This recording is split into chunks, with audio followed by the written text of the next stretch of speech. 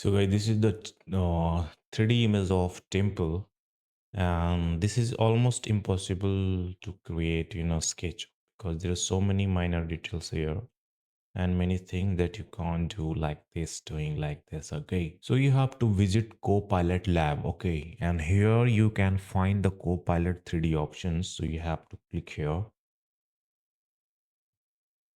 and when you will click here, there is an option to upload. Okay, so first you have to click here, then you have to upload this model and then click over create option. So it will get started to create 3D models.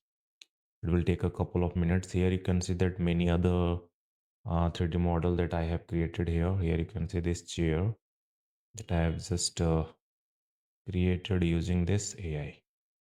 It will take a couple of minutes to generate. Now guys, here you can see that it's generated. Now let's find how it's done. It's done like not so good, but it's good for demonstration. Here you can see many thing is missing, like a staircase also. You can visualize, just click here, show clay models to visualize in a proper way. So this is the model that I have generated using this AI. So you can try it. Currently this is running in a beta version and it's totally free. And if you really like my video, please share, subscribe and like.